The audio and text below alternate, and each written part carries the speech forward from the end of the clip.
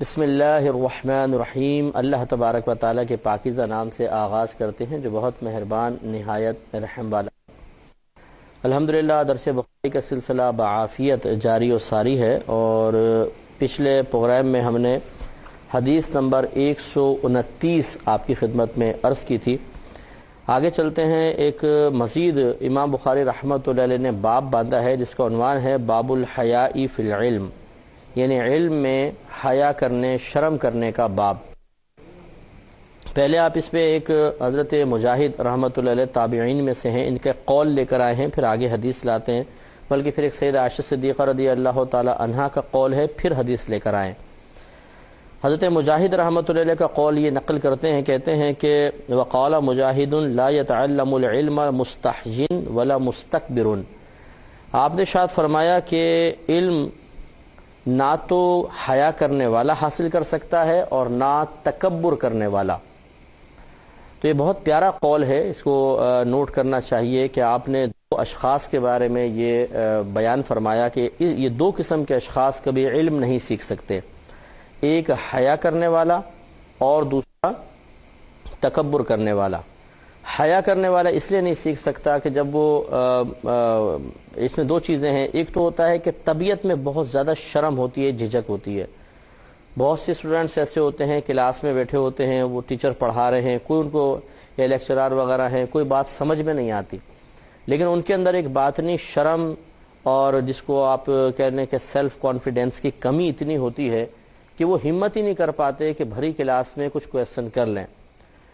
Question کرنے سے پہلے ہزارہا خدشے ان کو گھیر لیتے ہیں کہ پتہ نہیں میں صحیح بول پاؤں گا نہیں بول پاؤں گا، ایسا تو نہیں کہ ٹیچر جھڑک دیں گے جواب میں، لڑکے مجھ پہ ہنس پڑیں گے۔ اور بعض تو اتنا احساس کمتری کا شکار ہوتے ہیں کہ وہ لوگوں کی نگاہوں کا مرجع اور مرکز بننے میں ہی دم سا نکل جاتا ہے،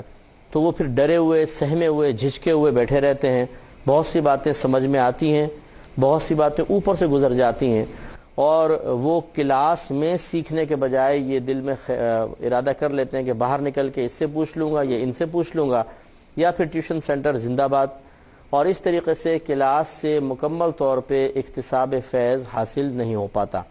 یہی معاملہ علم دین وغیرہ کا بھی ہے کہ بعض لوگ علماء کے پاس بیٹھے ہوتے ہیں لیکن شرم آتی ہے پوچھتے ہوئے، جھجک پیدا ہوتی ہے، اور یہ باطنی اور نفسانی شرم و حیا ان کو علم دین کے حصول سے روک دیتی ہے۔ دوسری ایک حیا کی جہت ہے نفس مسئلہ کے پہلو سے، کہ بعض اوقات مسئلہ ایسا ہوتا ہے کہ آدمی پوچھتے ہوئے شرم محسوس کرتا ہے، جیسے زوجین کے تعلق کے بارے میں کوئی مسئلہ ہے، ایک انسان سے کوئی گناہ سرزد ہو گیا، اس گناہ کو بیان کرنے میں اس کو شرم آ رہی ہے، کچھ اس قسم کا گناہ ہے، یا اس کے ساتھ اور کوئی پیچیدگی، کوئی اور مسئلہ ہے جس کو وہ کسی کے سامنے بیان کرتے ہوئے شرم و حیا محسوس کرتا ہے۔ تو بعض لوگ اوقات ایسا ہوتا ہے کہ ایک شخص ہے، شادی شدہ ہے، اسے کچھ مسائل درکار ہیں، معلوم کرنے ہیں، لیکن وہ اس لیے کسی مفتی صاحب سے رجوع نہیں کرتا، کسی عالم سے گفتگو نہیں کرتا کہ اس کو شرم آتی ہے کہ میں اس قسم کی چیز جا کے مفتی صاحب سے پوچھوں، ان عالم صاحب سے پوچھوں۔ حالانکہ اچھی طریقے سے یاد رکھیے کہ مسئلہ معلوم کرنے میں کوئی شرم نہیں کرنی چاہیے۔ آگے دیکھیں قول ابی سیدہ عائشہ صدیقہ رضی اللہ تعالی عنہا کا میں عرض کروں گا۔ چنانچہ حضرت مجاہد رحمۃ اللہ علیہ بالکل صحیح بات بیان فرما رہے ہیں کہ جو شخص شرم و حیا کا شکار رہا، اور یہ شرم و حیا مطلوب شرع بھی نہیں ہے، شرم و حیا دوسرے کاموں میں کرنی چاہیے۔ بعض اوقات بہت معذرت کے ساتھ ایک شخص اعلانیہ گناہ کر رہا ہوتا ہے، بدنگاہی کر رہا ہوتا ہے، کانوں کے گناہ، زبان کے گناہ کر رہا ہے، اور دیگر جسمانی اعضاء کو گناہ میں استعمال کر رہا ہے، اس میں شرم نہیں آئے گی، لیکن دینی مسئلہ پوچھنے میں شرم محسوس ہوگی، یہ غلط طریقہ ہے۔ تو لہٰذا بہت سے پھر ہم نے دیکھا ہے کہ خواتین بھی ایسی ہوتی ہیں جو عالمات سے یا کسی عالم سے معلوم نہیں کر پاتی ہیں، چلے ان کی شرم پھر بھی ایک بجا نظر آتی ہے کہ وہ عورت ہیں، اور عورت مرد سے معلوم کرتے ہوئے کچھ شرم بھی محسوس کرتی ہے، لیکن یہ بھی صحیح نہیں ہے۔ اگر سب سے پہلے تو بہنیں کوشش کریں کہ کسی خاتون عالمہ سے ہی معلوم کریں، یہ سب سے بیسٹ ہے، لیکن اگر نہیں ملتی تو پھر کسی غلطی پر مصر رہنے سے بہتر کسی اپنے ذہن سے کسی مسئلے کا حل نکال کر اور وہ حل بھی غلط ہو اور اس پر پھر اپنے دیگر اعمال و افعال کی بنیاد رکھنے سے کہیں زیادہ بہتر یہ ہے کہ انسان تھوڑی سی ہمت کرے اور کسی سے مسئلہ معلوم کر لے۔ ضروری تو نہیں ہے کہ آپ کسی سے فون پہ معلوم کریں تو اپنا نام بھی بتائیں. آپ کہتے ہیں بھائی میں کوئی بول رہی ہوں اور مجھے اگر کسی کے ساتھ ایسا مسئلہ ہو تو بتا دیں. یہ بھی نہیں چلے میرا مسئلہ ہے. یا اگر آپ نیٹ یوز کرتی ہیں کوئی بہنیں تو وہ ای میل کر سکتی ہیں, اور اس میں ضروری نہیں کہ آپ اپنا نام لکھیں. کوئی بھی فرضی نام سے, یا فرضی نام سے مراد یہ ہے کہ ایک فرضی کردار کہ بھئی اگر بالفرض کسی نے ایسا کیا ہو یا کسی کے ساتھ ایسا مسئلہ ہو تو کیا حل ہوگا. تو اس میں پھر کوئی ایسا نہیں ہے کہ انسان کی بے پردگی ہو, اور اس میں کوئی غیر بے پردگی کا معاملہ بھی نہیں ہے, لیکن پھر بھی ایک شرم ہوتی ہے, حیا ہوتی ہے, جھجک ہوتی ہے. تو عورتوں کے بارے میں تو چلیں سمجھ میں بھی آتا ہے, لیکن اس کا بھی ہم نے کہا کہ یہ مناسب نہیں ہے. لیکن مردوں کے بارے میں, اب ایک مرد, شاید اس کی بڑی وجہ یہ ہوتی ہے کہ ہم یہ سمجھتے ہیں کہ مسائل جو ہمارے شرم والے مسائل ہیں اور دین, ان کے اندر تھوڑا سا فاصلہ ہے, یہ ایک الگ چیز ہے, یہ ایک الگ چیز ہے. تو وہ سوچتے ہیں کہ پھر اب ایک عالم صاحب سے, مفتی صاحب سے جن کے داڑھی بھی ہے, ان کے سر پہ امامہ بھی ہے, اور یا پھر وہ میڈیا پر آ کے مسائل لوگوں کو سکھا رہے ہیں, اب ان سے پوچھو شرم سی آئے گی, پتہ نہیں وہ برا نہ مان جائیں, پتہ نہیں وہ مجھے کوئی خراب ذہن کا تصور نہ کرنے لگ جائیں. کیونکہ مجھے بہت ساری ہمارے پاس میلز آتی ہیں, اور اس میں پہلے لوگ جب اس قسم کا کوئی مسئلہ پوچھنے لگتے ہیں تو 4 5 6 لائنیں تو اس بات کی وضاحت کے لیے ہوتی ہیں کہ میں کوئی خراب ذہن کا آدمی نہیں ہوں, میں بڑا شریف قسم کا آدمی ہوں, اور مجھے بڑی شرم بھی آ رہی ہے آپ سے مسئلہ پوچھتے ہوئے, لیکن میں مجبور ہوں اس لیے میں آپ سے پوچھ رہا ہوں. تو ایسے اگر کوئی بھائی بہن ہمیں دیکھ رہے ہیں تو ان سے گزارش ہے کہ آپ کو ان باتوں کی وضاحت کرنے کی بالکل ضرورت نہیں ہے. دیکھیں, قرآن نے مسئلے بیان کیے ہیں, حدیث میں مسائل بیان ہوئے ہیں, اللہ تعالیٰ نے, حالانکہ اللہ تبارک و تعالی سے زیادہ شرم و حیا کو محبوب رکھنے والا کوئی بھی نہیں ہے. لیکن معلوم یہ ہوا کہ اللہ تعالیٰ نے جو قرآن عظیم میں زوجین کے تعلق کے بارے میں دیگر اور بہت سارے مسائل بیان فرمائے, تو معاذ اللہ ثم معاذ اللہ اگر یہ حیا کے منافی ہوتے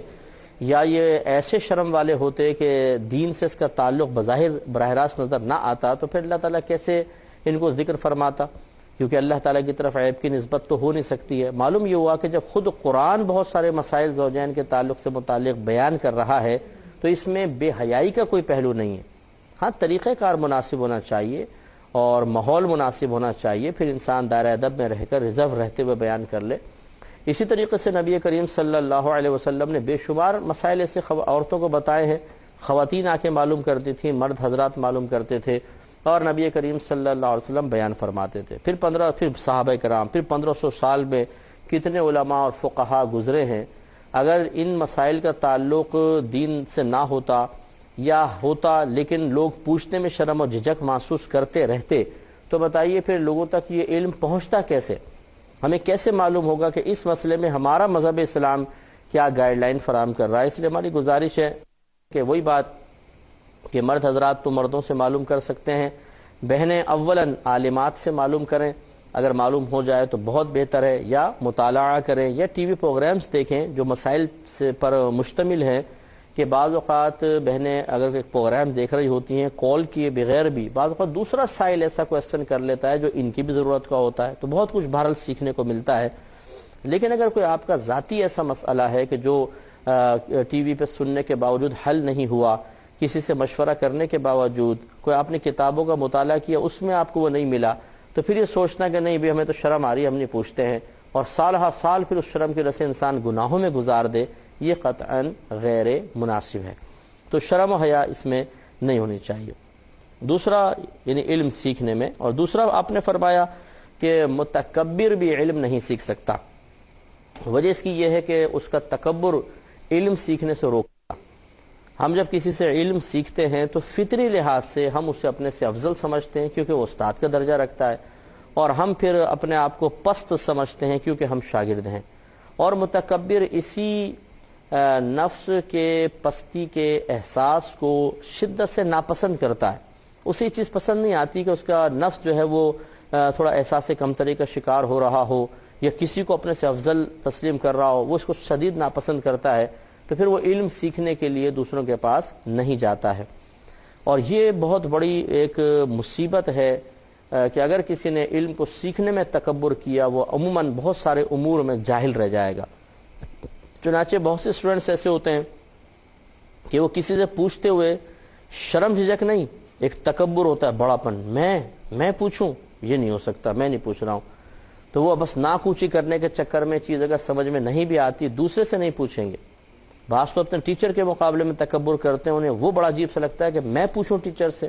کسی اور سے کہہ دیں گے تم پوچھ لینا, خود نہیں پوچھتے ہیں. ایسی کسی سے سیکھنے کے لیے چل کر جانا, اس میں بھی شرم و عار اور محسوس کرتے ہیں, اور ان کے قلبی تکبر اس کو بہت مشکل کام کر کے ان کے سامنے پیش کرتا ہے اور وہ ہمت نہیں کر پاتے ہیں.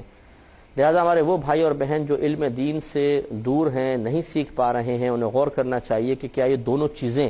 یا ان میں سے کوئی چیز آپ کے حصول علم کی راہ میں رکاوٹ تو نہیں ہے. اگر آپ کو شرم و حیا محسوس ہوتی ہے تو ہم نے آپ کو بتا دیا کہ آپ تھوڑی سی ہمت کریں, اور مسائل پوچھنے میں کوئی شرم و حیا نہیں ہونی چاہیے. ہاں, طریقہ کار اچھا اور مناسب رکھیے, اور اگر دل میں تکبر ہے, بالفرض بڑا پن ہے, تو فوراً لا حول ولا قوت الا باللہ کہیں, کیونکہ شیطان وہ منحوس تھا کہ جس نے اللہ تبارک و تعالی کے حکم کے جواب میں اپنی جہالت کی وجہ سے ایک دلیل پیش کی اور وہ تباہ و برباد ہوا. اسے چاہیے تھا کہ وہ علم سیکھ لیتا, انہیں اللہ تعالیٰ کی بارگاہ میں عرض کرتا کہ یا رب کریم تیرا حکم سر آنکھوں پہ پہلے سجدہ کر دیتا, پھر کہتا کہ یا رب کریم اگر یہ اس میں ہماری تشفی ہو کر دی جائے, میری ذہنی رسائی یہاں تک نہیں ہو پا رہی ہے, مجھے بتا دیا جائے کہ میں تو بظاہر اپنے آپ کو ہی سمجھ رہا تھا کہ آگ افضل ہوتی ہے, مٹی مفضول ہوتی ہے, لیکن الٹا معاملہ کیسے ہوا کہ آگ جھک گئی ہے اور آدم علیہ السلام کو تو نے مٹی سے پیدا کیا ہے, وہ مجھ سے افضل ہو گئے. یہ ایک اچھا طریقہ تھا, لیکن اس نے اللہ تعالیٰ کے حکم کے جواب میں سیکھنے کی کوشش نہیں کی, بلکہ معاذ اللہ ثم معاذ اللہ سکھانے کی کوشش کی, اور اللہ تعالیٰ کی بارگاہ میں عرض کی کہ یا رب کریم میں اس کو کیوں سجدہ کروں, میں افضل ہوں, کیونکہ میں آگ سے پیدا کیا گیا ہوں اور آدم علیہ السلام کو مٹی سے پیدا کیا گیا ہے. تو یہ شیطانی ایک طریقہ کار تھا کہ اس نے تکبر کی وجہ سے سیکھنے کی زحمت گوارا نہیں کی, اللہ تعالیٰ سے براہ راست کچھ عرض نہیں کی کہ مجھے سکھا دیا جائے, بلکہ اس نے خود علم تکبر کی وجہ سے, بڑے پن کی وجہ سے چیز کو پیش کیا اور پھر وہ تباہ و برباد ہوا. اور یہاں ضمن میں بہت سے اپنے ان سائلین کی خدمت میں انتہائی دائرہ ادب میں رہ کے عرض کرتا ہوں کہ جو ہم سے بعض اوقات مسائل معلوم کرتے ہیں, اور جب ہم جواب میں ان کو بتاتے ہیں اور وہ مسئلہ ان کی مرضی کے خلاف ہو, یا ہمارے لکھنے کے انداز میں وہ ایسا کچھ محسوس کر لیتے ہیں کہ انداز ایسا ہے ویسا ہے, تو پھر وہ ہمیں سکھانے کی کوشش شروع کر دیتے ہیں, لمبی لمبی میلز لکھتے ہیں اور فون پہ سمجھانے کی کوشش کرتے ہیں. مثال کے طور پہ ایک بہن نے طلاق کا مسئلہ پوچھا, جب ان کو بتایا کہ ایک وقت کی 3 طلاقیں 3 ہو جاتی ہیں, تو انہوں نے کہا کہ میں نے تو قرآن میں پڑھا ہے سورہ طلاق میں یوں ہیں, بہت سی کنڈیشن لگائی گئی ہیں. تو پھر ہم نے دائرہ ادب میں رہ کر یہی عرض کیا کہ پھر جب آپ ماشاءاللہ اتنی صلاحیت رکھتی ہیں کہ براہ راست آپ قرآن سے سیکھ کر ایک عالم دین یا مفتی کو چیلنج کر سکتی ہیں, ان کا جو بھی کچھ وہ بیان کر رہے ہیں, تو پھر آپ کو ہم سے پوچھنے کی حاجت نہیں ہے. اب آپ براہ راست قرآن و حدیث سے ہی اخذ کریں. اور ہم نے معذرت کر لی, کیونکہ بحث کرنے کا کوئی فائدہ نہیں ہے. اور بڑی معذرت کے ساتھ میں عرض کروں کہ عوام کو علماء سے بحث کرنے کی اجازت ہی نہیں ہے. یہ میں نہیں کہہ رہا ہوں, یہ شریعت کہہ رہی ہے, اس لیے کہ آپ اگر بحث کریں گے, آپ کی علمی سطح بھی بہت محدود ہے. آپ کو ایک طلاق کا مسئلہ درپیش ہوا تو آپ نے قرآن اٹھا لیا, اس سے پہلے آپ نے کون سے قرآن سے اکتساب فیض کیا ہے, اور ایک دم قرآن اٹھا کے آپ سارے اس کے اسرار, رموز, لطائف, نکات, فقہ, اصول فقہ سب ایک دم سیکھ جاتے ہیں. اور ہم جو 20-22 سال سے علم سکھا رہے ہیں, علم سیکھ رہے ہیں, علمی گہرائیاں سمجھتے ہیں, ہمیں نہیں معلوم. یعنی عجیب و غریب سی کیفیت ہو جاتی ہے اس وقت کہ جب ایک عام آدمی ہمیں سمجھانے کی کوشش کرتا ہے قرآن میں تو ایسا ہے, حدیث میں تو ایسا ہے. اس کا مطلب ہے ہمیں نہیں پتا قرآن و حدیث میں کیسا ہے, ہم نے آنکھیں بند کی, آپ نے پوچھا اور بتا دیا. اب آپ ہماری آنکھیں کھولیں گے کہ دیکھیں قرآن میں تو یہ لکھا اور آپ کو نہیں پتا, تو اس سے پھر ہمیں افسوس ہوتا ہے اور پھر ہم معذرت کر لیتے ہیں کہ ایسے لوگوں کو سکھانا بڑا مشکل ہے. میں نہیں کہتا ہوں کہ وہ متکبر ہیں, لیکن اس میں ایک پہلو تکبر ضرور موجود ہے. یہی شیطان نے کام کیا تھا کہ جب اللہ تعالیٰ نے حکم دیا اس نے دلیلیں دینا شروع کر دی. تو جب عوام بھی علماء کے مقابلے میں دلیلیں دینے لگے گی, اور یقینی سی بات ہے کہ جب تک آپ اپنے آپ کو بہت اوپر لیول پر نہیں لے کر آ جائیں گے, آپ اس قابل اپنے آپ کو نہیں سمجھیں گے کہ ہم ایک عالم سے بحث کر سکتے ہیں, تو اس وقت تک پھر آپ کیسے بحث کر رہے ہیں؟ تو یہ پھر بڑا پن انہیں سیکھنے سے روک دیتا ہے. اور ہم تو بہرحال بحث کرتے ہی نہیں ہیں. قرآن کا فیصلہ ہے اعرض عن الجاہلین. اللہ تعالیٰ نے اپنے حبیب کریم صلی اللہ علیہ وسلم سے فرمایا تھا کہ جب آپ تبلیغ کرتے تو کفار کراس کوشچننگ کرتے تھے, بحث کرنا شروع کر دیتے تھے. تو اللہ تعالیٰ نے فرمایا کہ اعرض عن الجاہلین, اے حبیب کریم ان عوام الناس سے آپ بحث نہ کریں, ان سے اعراض کریں, کیونکہ یہ اس قابل نہیں ہے کہ آپ سے بحث کر سکیں. آپ دلیل بھی دیں گے تو دلیل تک سمجھنے کی ان کے اندر صلاحیت نہیں ہے، سامنے سے بحث کرتے رہیں گے تو آپ ان کے حال پر چھوڑ دیں. تو امید ہے کہ کوئی بھائی بہن ہماری بات کا برا نہیں مانے گا. ہم انتہائی دائرے میں رہ کر آپ ہی کے بھلائی کے لیے سمجھا رہے ہیں. آپ اگر ہماری بات یا کسی بھی عالم کی، میں اپنی نہیں کر رہا ہوں، کسی بھی عالم دین کی بات سن کر آپ اس کو قبول نہیں کرتے ہیں، بحث پر اتر آتے ہیں اور ان کو احساس دلانے کی کوشش کرتے ہیں کہ بعض پہلو ایسے بھی ہیں جو اللہ تعالیٰ نے ہم پر تو منکشف کر دیے ہیں لیکن آپ پر مخفی رہے ہیں، تو آپ کبھی بھی نہیں سیکھ سکیں گے. لازم سی بات ہے کہ عالم دین پھر کیا کرے گا؟ وہ کہے گا ٹھیک ہے جی، جب آپ ماشاءاللہ اتنے سمجھدار ہیں، میں آپ کو کیا سمجھائیں. اور اس طریقے سے جب پیاسا کنویں سے دور چلا جاتا ہے تو کنویں کا کوئی نقصان نہیں ہوتا، پیاسے کا نقصان ہوتا ہے. کاش یہ بات آپ کی سمجھ میں، سب کی سمجھ میں آ جائے. اب امام بخاری رحمۃ اللہ علیہ ایک مزید سیدہ عائشہ صدیقہ رضی اللہ تعالی عنہا کا قول نقل کرتے ہیں اور اس میں بہنوں کے لیے بہت درس ہے، اس کو سمجھیں. وقالت عائشہ، اور سیدہ عائشہ صدیقہ رضی اللہ تعالی عنہا نے ارشاد فرمایا، نعم النساء نساء الانصار، انصار کی عورتیں کیا اچھی عورتیں ہیں. لم یمنعہن الحیاء ان یتفقہن فی الدین، کہ انہیں دین میں سمجھ حاصل کرنے سے حیا نے نہیں روکا. مسئلہ یہ تھا کہ خواتین نبی کریم صلی اللہ علیہ وسلم کی بارگاہ میں حاضر ہوتی ہیں، خصوصاً یہ انصار خواتین، اور آ کے اپنے جو عورتوں کے مسائل ہوتے ہیں وہ سرکار صلی اللہ علیہ وسلم سے دریافت کرتی تھیں. اور چونکہ ابھی تمام احکام بیان نہیں ہوئے تھے تو ایسا نہیں ہوتا تھا کہ سرکار صلی اللہ علیہ وسلم نے اور خواتین سے فرمائے کہ آپ عائشہ سے معلوم کر لیں یا اپنے کسی اور مطلب امہات المومنین میں سے کسی کی طرف آپ بھیج دیں، بلکہ آپ براہ راست خود بتاتے تھے. لیکن اس میں طریقہ کار یہی رکھتے تھے کہ آپ عموماً پردے میں ہوتے تھے یا پھر نگاہیں آپ ملائے بغیر آپ ان کو مسائل سمجھا دیا کرتے تھے.